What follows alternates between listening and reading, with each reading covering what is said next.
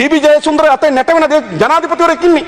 PB ජයසුන්දරවරයාගේ මේ PB ජයසුන්දරගේ වමනා එපාකම් මත කටයුතු කරන අග්‍රාමාත්‍යවරයෙක් ඉන්නේ. පීබී ජයසුන්දර මෙරටේ බහණ්ඩාගාරයේ අයිතිකාරය නෙවෙයි.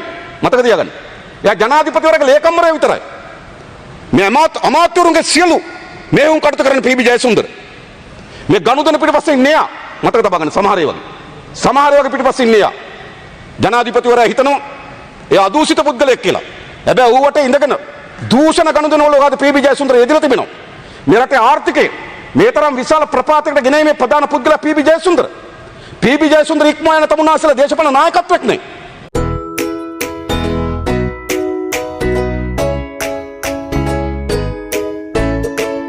thisreport.lk අරු අනුර කුමාර දිසානායක මැතිතුමා විනාඩි 20යි ඔබතුමාට.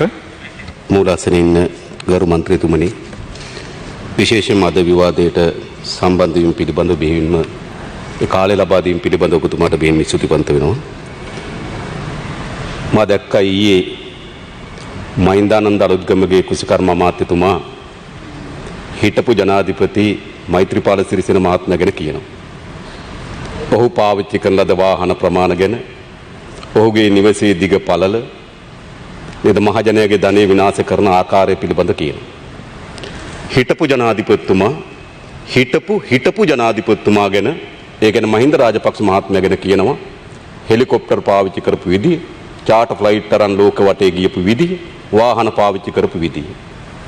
දයසිරි ජයසේකර රාජ්‍ය අමාත්‍යතුමා ඉන්න ජනාධිපතිතුමා ගැන කියනවා ඔය කිව්වට වාහන තුන යන්නේ මෙහෙමයි, එක දවසේ මාතරට 3යි, අනුරාධපුරයට 3යි, කතරගමට 3යි. ඒ කියන්නේ රාජ්‍ය අමාත්‍යතුමා. ඉතින් මං හිතන්නේ මේ පාර්ලිමේන්තුවේ අපි පසකට වෙලා තමුන්නාන්සේලාගේ විවාද දිහා බලාගෙන හිටියොත් අපිට තේරුම් ගන්න පුළුවන් මේ රටට මොකද්ද සිද්ධ වෙලා තිබෙන්නේ කියලා. ඒ වගේම එකිනෙකා පොදු සම්මුතියකට එනවා. මේ කසල ගොඩ තව තව පතුලට හැරුවොත් තව තව ගඳ ගහන්න පුළුවන් කියලා. ඒ නිසා මං හිතන්නේ වඩාත් හොඳ මහින්දානන්ද අලුත්ගමගේ ඇමතිතුමත්, හිටපු ජනාධිපති මෛත්‍රීපාල සිරිසේන ජනාධිපතිතුමත්, ඒ වගේම දයාසිරි ජයසේකර රාජ්‍ය අමාත්‍යතුමත් ඉතින් මේ කසලගොඩ වසා දැමීමේ පොදු සම්මුතියකට එයි කියලා තමයි මම හිතන්නේ. මොකද ඔය කසලගොඩ නම් අවුස්සන්නේ නැහැ. ඒ නිසා ඔක වසා දැමීමේ පොදු සම්මුතියක් තමයි අපිට නම් අනාගතේ දකින්න පුළුවන්කම තිබෙන්නේ. මොකද ඔක පතුලට අවුස්සන්න බොහෝ දේ එළියට එන්න පුළුවන්. ඒ නිසා ඇත්තටම අපි කැමති ඒක අවුස්සනවා නම් අපි පස්සකට වී බලා සිටින්න. ඊළඟ තමයි මම හිතනවා මේ අද මේ අමාත්‍යාංශ කීපයක් තිබුණාත් මා වැඩිපුර අවධානය යොමු කරන්නේ කුසිකර්ම අමාත්‍යාංශ පිළිබඳව. මොකද මේ කෙටි කාලය ඇතුළත විනාශයට භාජනය කරන ලද, විකාර රූපී නාඩගම් ඉදිරිපත් කරන ලද, විකෘති වූ ක්‍රියාදාමයන් රැසක් මේ කුසිකර්ම අමාත්‍යාංශයේ සිදු වී තිබෙනවා.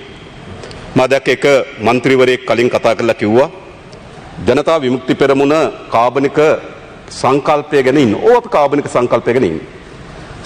කාබනික සංකල්පයක නිතා යහපත් අපේ ස්වභාවික කුසකර්මාන්තයත් එක්ක බද්ධ වී ඉදිරියට එන ගමන.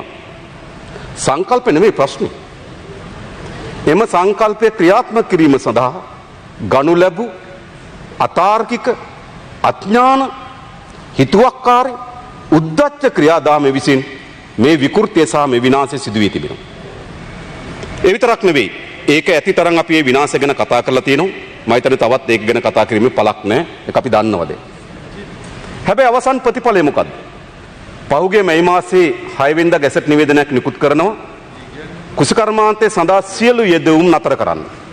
රසායනික පොහොර, පලිබෝධනාශක ඇතුළු සියලු යෙදවුම්.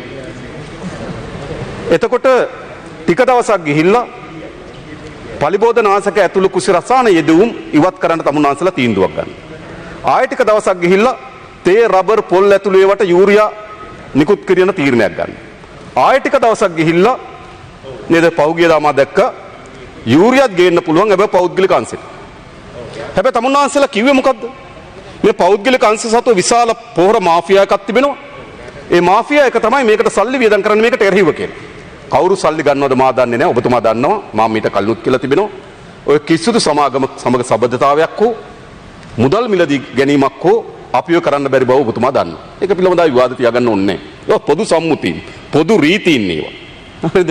ඒවට යට කරන්න පුළුවන් ව්‍යාපාරයක් නෙවෙයි අපි බව ඔබතුමත් දන්නවා. හැබැයි අවසානයේ තමුන්නාන්සලා තීන්දුව ගන්න මොකද්ද? පෞද්ගලික අංශය සඳහා යූරියා ගේන්න. එතකොට දැන් අවසානයේ සිදුවී තිබෙනවා පෞද්ගලික අංශය යූරියා ගේනවා ආණ්ඩුවෙන් කාබනික බෙදනවා. ඔකනේ වෙන්නේ. හැබැයි මේ දෙක තරඟයට ගොවිපළට ගියොත් ගොවි ජනතාව ගන්නෙ මොනවද? යූරියා. ඒකයි ස්වභාවය. හරිද? අවසානයේ සිදුවී තිබෙන දේ තමයි තමුන්නාන්සලා ජනාධිපති ඡන්දයේදී දෙන ලද පොහොර සාන ආධාරය. කියන පොහොර නොමිලේ දෙනවා කියන සංකල්පය ඉවත් කර ගැනීම සඳහා මෙච්චර නාඩගමක් නැටුවාද කියන සැකේ පවා ජනිත වෙනවා. අවසන් ප්‍රතිඵලයේ ගොවි ජනතාවට සල්ලි වලට පොහොර ගන්නවා. පොහොර මිටියක් තමුන්නාන්ස දන්නවා. සමහර විශාල මහා පරිමාණයෙන් ගොවිතැන් කරන ගොවින් ගාව වගේම සමහර සමාගම් ගාව පොහොර තියෙනවා. දැන් මෙහෙම ආකන්නේ තමුන්නාන්ස කියන හෙක්ටයාර් ලක්ෂ 8ක් වගා කරන්න සැලසුම් කරලා තිබුණා. 6,25,000ක් වගා කරලා තිබෙනවා. හැබැයි මේ 6,25,000න් බහුතරයක් අදත් පාවිච්චි කරන්නේ රසායනික පොහොර. මොකද මහා පරිමාණ ගොවින් ගාව පොහොර තිබුණා. ඔවුන් සාමාන්‍යයෙන් රජයෙන් දෙන පොහොර සහනාධාර පොහොර පරක් වෙන නිසා ඔවුන් ආරම්භයේදී සල්ලි වලට ගහනවා. සහනාධාරයට දෙන පොහොර ඊළඟ කන්නට ගහනවා. ඊළඟ කන්නේ ඒ පොහොර ගහනවා, ඒ කන්නේ සහනාධාර පොහොර ඊළඟ කන්නේ ගහනවා. ඒ නිසා මේ වගාවන් වෙනුත් බහුතරයක් යූරියා යොදලා තිබෙන්නේ. මේක ඇත්ත. ඒ නිසා මේ කාබනික නෙමෙයි අවසානයේදී මේ තමුන්නාන්ස කියන 6,25,000 බහුතරයක් වගා කරලා තිබෙන්නේ යූරියා යොදලා. මා දන්නවා. අපේ කුඹුරක් තිබෙනවා. අපි වගාව අත්තරිය. හැබැයි වෙන කෙනෙකුට වගා කරන්න දුන්නා. එයා ගාව යූරියා තියෙනවා. මේක ඇත්ත කතාව. හරිද? ඒ නිසා අන්තිමේට ගොවින්ට සිද්ධ වුණ දේ තමයි විශාල ව්‍යාපාරිකයන්ට සමාගම් වලට මහා විශාල ලෙස කුඹුරු වගා කරන අයට තමන්ගේ කුඹුරු දෙන්න උනා වගා කරන්න. සාමාන්‍ය ගොවි ජනතාවට යූරියා මිටියක් රුපියල් 8,000ට 10,000ට ගන්න වෙලා තිබෙනවා. තමුන්නාන්ස දන්නවා ඩෝල් සමාගමට දෙනවා පොහොර. ඩෝල් සමාගමට කෙහෙල් වගා කරන්න පොහොර දෙනවා. ඒකෙන් පොහොර එළියට එනවා. ඒවාද විකුණන්නේ තිස්ස මහරාමි. චමන් රාජපක්ෂ වාරි මාර්ග ඇමතුම හොයලා බලන්න. තිස්ස මහරාමට අද ඩෝල් සමාගමේ පොහොර එනවා මිටි 8,500යි. මොකද සිද්ධ වෙලා තිබෙන්නේ? අන්තිමේට ඇත්තටම සමාගම් වලට දොරටු විවෘත කරලා සමාගම් වල වලලට අහුවෙලා තියෙන තමුන්නාන්සෙලා ලක් පොහොර එකත් කොමර්ෂල් පොහොර එකත් පොහොර ගේන එක මුළුමනින්ම නතර කරලා පෞද්ගලික අංශයකට පැවරීම හරහා ඒ පෞද්ගලික අංශ මාෆියාවක් නම් ඒ මාෆියාවේ ඒජන්තය බවට තමයි අවසානයේ තමුන්නාන්සෙලා පත් වෙලා තිබෙන්නේ. ඒ නිසා මේ ක්‍රියාවලියම අසාර්ථක වී තිබෙනවා. හැබැයි මේ ක්‍රියාවලිය අසාර්ථක වුණාට තමුන්නාන්සෙලගේ ව්‍යාපෘති සාර්ථක වෙලා තිබෙනවා. ඒ අනුව තමයි තමුන්නාන්සේ කැබිනට් පත්‍රිකාවක් දානවා. මෙට්‍රික් ටොන් 96,000ක් චීනයේ කින්ඩාවෝ සමාගමින් 10%ක නයිට්‍රජන් තියෙන පොහොර ආනයනය කිරීම සඳහා මෙට්‍රික් ටොන් එකක් ඩොලර් 446ට තමුන්නාන්සේ කැබිනට් පත්‍රිකාවක් දානවා. ඒ කැබිනට් පත්‍රිකාව අනුව තමයි එක නැවක් ආව මෙට්‍රික් ටොන් 20,000ක.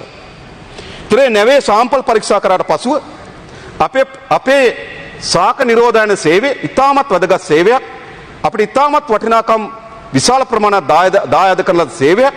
අපේ රටේ දූපතක් ලෙස විශාල ආක්‍රමණික ශාක වලින් අපේ මව්බිම බේරා ගන්න ලද ආක්‍රමණික බැක්ටීරියා වලින් අපේ රට බේරා ගන්න ලද විශාල සේවයක් කරන ලද සේවයක් තමයි නිරෝධායන සේවය.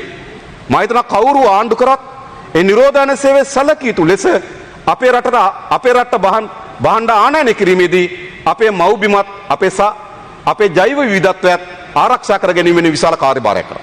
හැබැයි ඒක සාම්පල් ප්‍රතික්ෂේප කරා. හැබැයි ආරම්භයේදී කුස්කර්ම අමාත්‍යවරයා ගත්තේ සාක නිරෝධායන පැත්ත නෙවෙයි තමුන්නාන්සේ ගත්තේ කොම්පැනි පැත්ත. අරන් තමුන්නාන්සේ මාධ්‍ය සාකච්ඡාවක් තියලා කිව්වේ මොකද්ද?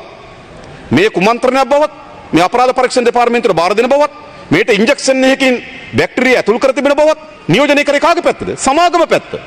ඒ නිසා නෙවෙයි අපි සමාගම්කාරයන්ගේ පැත්ත ඔබතුමාලා. ඒ විතරක් නෙවෙයි දැන් මේ නැව විශාල ප්‍රශ්නයකට තුඩු දී තිබෙනවා. ඒ නැව දැන් මේ ලංකාව මුහුද වටේ හතර වටේ කරකිනවා. චීනය පැත්තෙන් ගත්තොත් සාධාරණ.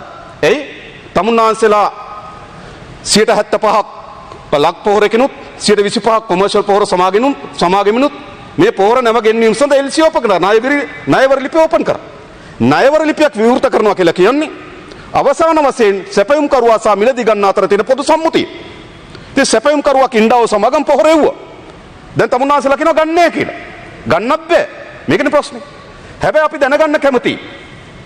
සාක නිරෝධායන සේවයේ සාම්පල් පරීක්ෂා කිරීමට පෙර මේ ණයවර ලිපි නිකුත් කරේ කවුද? අද ඩොලර් මිලියන 9කට ආසන්න මුදලක් වන්දිගමට සිදු වී තිබෙනවා. තව බේරුම් කරන මණ්ඩලයකට ගියොත් අපිට තවත් විශාල ප්‍රමාණයක් වන්දිගමට සිද්ධ වෙනවා. අපේ බැංකු පද්ධතිය කෙරෙහි ජාත්‍යන්තර විශ්වාසය බිඳ වැටෙනවා. දැන් මේකේ ප්‍රශ්නේ තියෙන්නේ කොතනද? සාම්පල් පරීක්ෂා කිරීමකින් තොරව ණයවර ලිපි නිකුත් කිරීම සඳහා නියෝග දුන්නේ කවුද? ඒක පාර්ලිමේන්තුවට කියන්නේ. මේක දැනගන්න ඕන. සාමාන්‍යයෙන් අපි දන්නවා ඕනෑම ණයවර ලිපියක් නිකුත් කරනවා කියලා කියන්නේ සැපයුම් කරුවා සහ මිලදී ගන්න අතර ඇති වන අන්තිම එකඟතාවය. ඔබ බඩු එවන්න අපි සල්ලි දෙන්න. ඒක තමයි ණයවර ලිපියක හරය. දැන් බඩු එවලා තියෙනවා දැන් සල්ලි ඉල්ලනවා. ඒ නිසා මෙතන ප්‍රශ්නේ තිබෙන්නේ ණයවර ලිපිය නිකුත් කිරීමට පෙර ණයවර ලිපිය නිකුත් කරන්න සාම්පල් පරීක්ෂාවට පෙර කිරීම සඳහා නියෝග දුන්නේ කවුද? ඒක මේ පාර්ලිමේන්තුව දැනගන්න ඕන. එහෙම නැතුව මේ කෝටි ගණන් වන්දි ගෙවන්නේ තමුන්නාන්සේලාගේ ධනෙ නෙවෙයි. මේක අදාළ අමාත්‍යවරුන්ගේ ධනෙන් උපයා ගන්න ලද ධනෙන් මේ කොටස ගෙවනවා නම් අපිට ප්‍රශ්නයක් නැහැ. හැබැයි මේ ගෙවන්නේ අද විශාල ඩොලර් හිගයකට රට මුණ දීලා තිබියදී මේ මහජනයාගේ ධනය කෝටි ප්‍රකෝටි ගණන් නාස්ති කරන පාලනයක් නැවතත් මේ ජනතාවගේ ධනෙ නාස්ති කර ගැනීම සඳහා තමයි මේ අවසන් ප්‍රතිඵලය. ඒ නිසා මේ වන්දි ගෙවිය යුතු වන්නේ රටක් නෙවෙයි මේ නියෝග දෙන ලද දේශපාලන අධිකාරී. ඒක තමයි එක. දෙවෙනි එක ඊට පස්සේ තමුන්නාන්සේලා කඩිමුඩියේ නැනෝ නයිට්‍රජන් ඒක බොරුවක් හොඳේ. මා බැලුවා ඔවුන්ගේ ඔක්කොම රිසර්ච් පේපර්ස්. ඒ ඔක්කොගේම ඔවුන්ගේ පර්යේෂණ පත්‍රිකාවල තිබෙන්නේ නැනෝ යූරියා. ඒ විතරක් ඔවුන්ගේ පේටන්ට් බලපත්‍රය. පේටන්ට් බලපත්‍රයත් ඔවුන් සඳහන් කරන්නේ ඔවුන් ගන්නේ නැනෝ යූරියා වලට මේ පරීක්ෂණයේ පේටන්ට් බලපත්‍රය තිබෙන්නේ. ඒ නිසා මේ නැනෝ නයිට්‍රජන් කියලා මුසාවක් කියනවා මේක නැනෝ යූරියා. එතකොට මේ නැනෝ යූරියා ආනයනය කරේ කොහොමද? අපි දන්නවා සාමාන්‍යයෙන් ඕනෑම ටෙන්ඩර් පටිපාටියකදී අපි ණයවර ලිපිය නිකුත් කරන ලබන්නේ කාටද? සැපයුම් කරුට. දැන් උදාහරණයකට ගත්තොත් කින්ඩාව සමාගමෙන් කාබනික පොහොර ආනයනය කරනවා. හැබැයි අපි ණයවර ලිපිය නිකුත් කරන්නේ කින්ඩාව සමාගමට. ඒකේ ලෝකල් ඒජන්ට් කවුද? කෙලීනා සමාගම. අපි ගාමිණී සෙන්රත් ජන අග්‍රාමාත්‍ය අගමැතිතුමාගේ ලේකම්ගේ ඥාති සොහිරුගේ කෙලීනා කියන සමාගම ලෝලිතගේ. ඒතර ඒගොල්ලෝ තමයි දේශීය ඒජන්ට්. දේශීය නියෝජිතය. හැබැයි අපි LEC එක ඕපන් කරන කාටද? කින්ඩාව සමාගමට. ඒ කින්ඩාව සමාගමෙන් තමයි ඒජන්ට් කමිෂන් එක ගෙවන්නේ. හැබැයි තමුන්නාන්සලා මේ මිලදී ගැනීමෙත් මේ නැනෝ පොහොර මිලදී ගැනීමෙත් නැනෝ යූරියා මිලදී ගැනීමෙදී තමුන්නාන්සලා සල්ලි යවන්නේ කාටද? මොහන් ටී පෙරේරාගේ එදාම 18 වෙනිදා විවෘත කරන ලද ටවුන් හෝල් ශාඛාවේ මහජන බැංකුවට සල්ලි යවනු. කවදාද කරු മന്ത്രിතුමනි සප්ලයියට නැතුව ඒජන්ට් සල්ලි ගෙවන්නේ? සප්ලයියට තමයි ණයවර ලිපි නිකුත් කරන්නේ. සප්ලයි තමයි ඒජන්ට් කමිෂන් එක ගෙවන්නේ. හැබැයි 18 වෙනිදා බැංකු account එකක් ආරම්භ කරනවා මේ ටවුන් හෝල් ශාඛාවේ මහජන බැංකුවේ.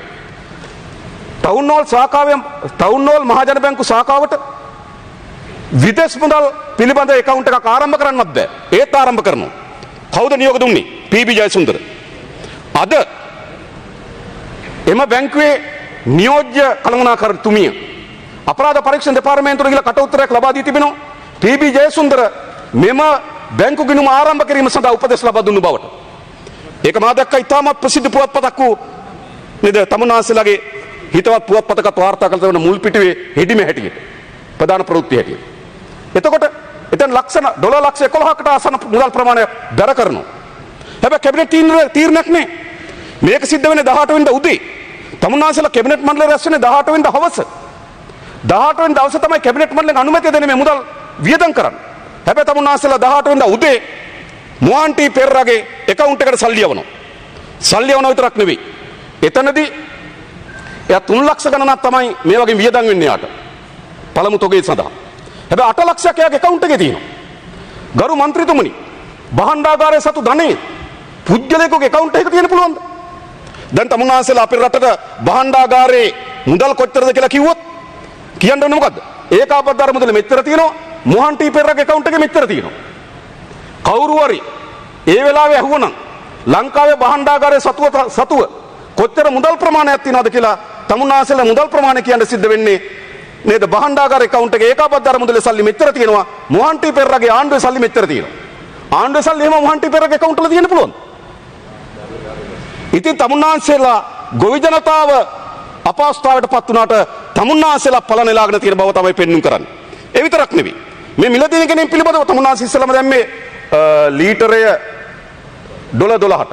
හැබැයි තමුන්නාන්සේ දෙවෙනි කැබිනට් පත්‍රිකාව දාන 10ට.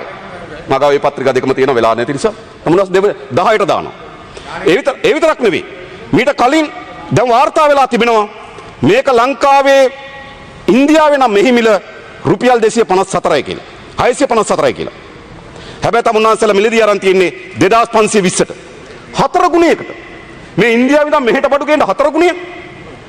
තමුන්නාන්සලා පළවෙනි ඇනුම් කරා. අර මට මතකයි ඒ ගුවන් යානෙන් ලංකාවේ පළවෙනි වතාවට පොහොරාව ගුවන් යානෙකින්. හරිද? ගුවන් යානෙන් පොහොරෙන්ට අමතවරු ගණනාවක් ගියා පොහොර පිළිගන්න. මන්ටක ප්‍රවෘත්ති වාර්තා නිර්මාණය කරා මෙට්‍රික් ටොන් ලක්ෂ 90ක් ආපු බව.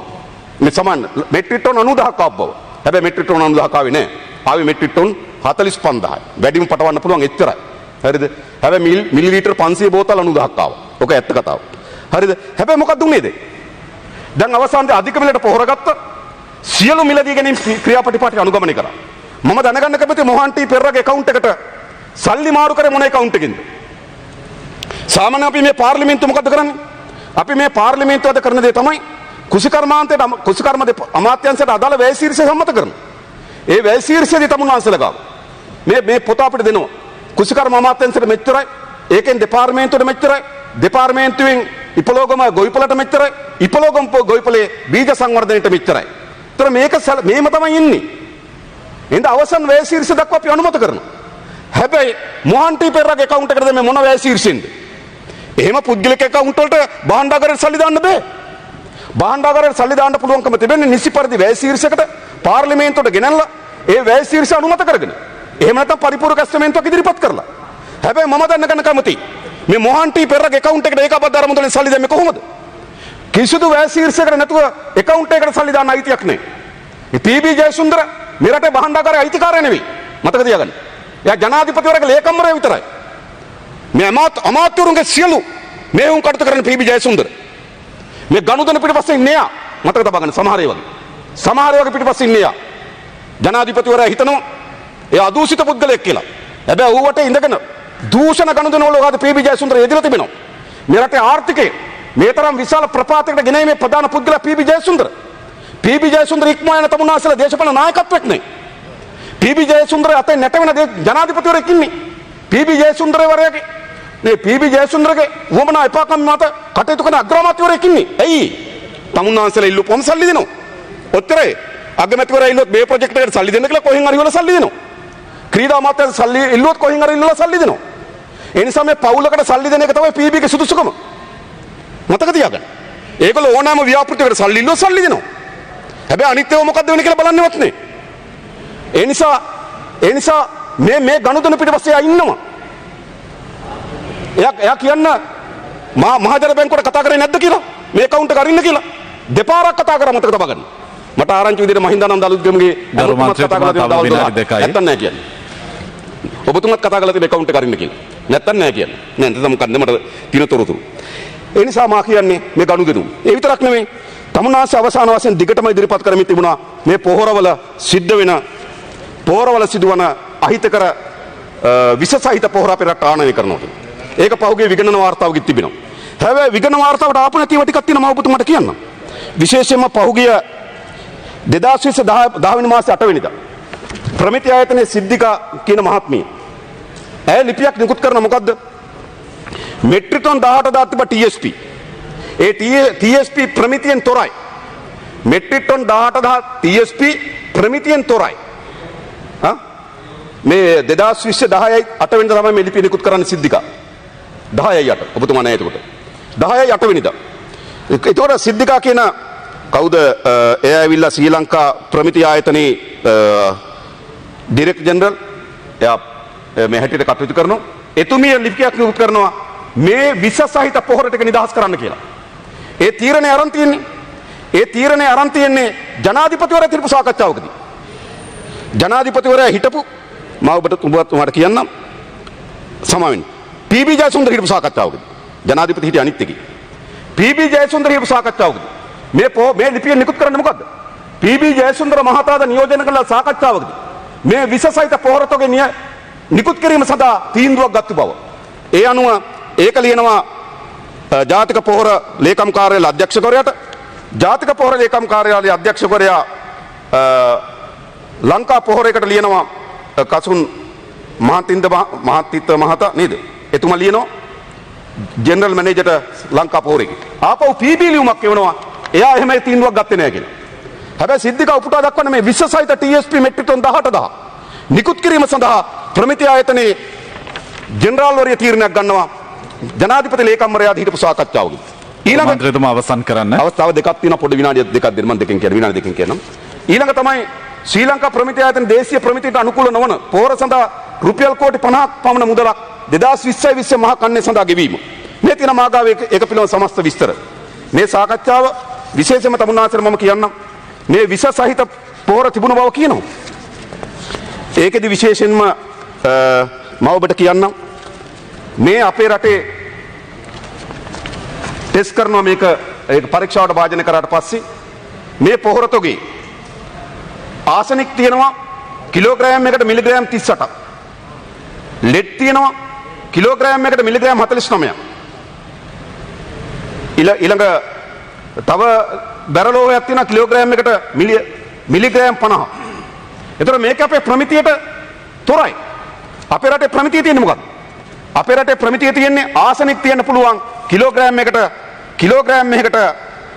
මිලියන 25යි. සමාන කිලෝග්‍රෑම් එකකට මිලිග්‍රෑම් 25යි.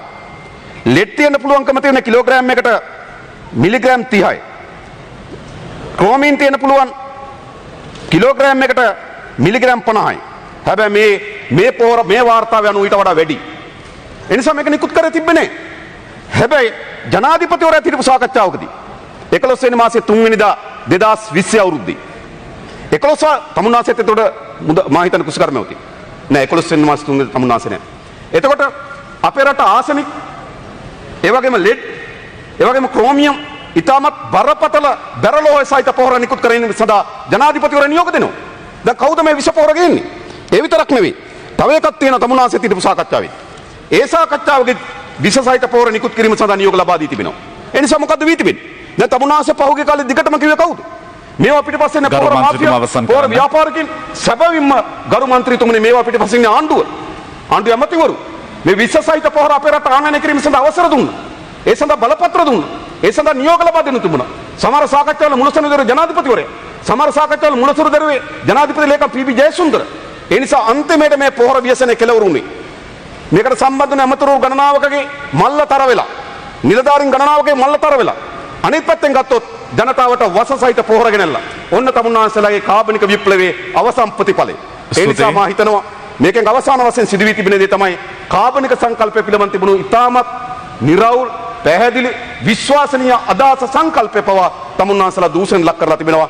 ඒ නිසා කුසකර්ම ක්ෂේත්‍රයේ මේ ඇති වී තිබෙන විනාශය පිළිබඳ මේට වඩා වැඩියෙන් අපි දවසක සාකච්ඡා කරමු කියලා බලාපොරොත්තු වෙයි. මම නතර වෙන බොහොම ස්තුතියි ගරු මන්ත්‍රීතුමනි. බොහොම ස්තුතියි. ඔයාලත් මේ වගේ තොරතුරු දැනගන්න කැමති නම් අපේ YouTube channel එක subscribe කරන්න කියලා ආදරයෙන් ඉල්ලනවා. bisreport.lk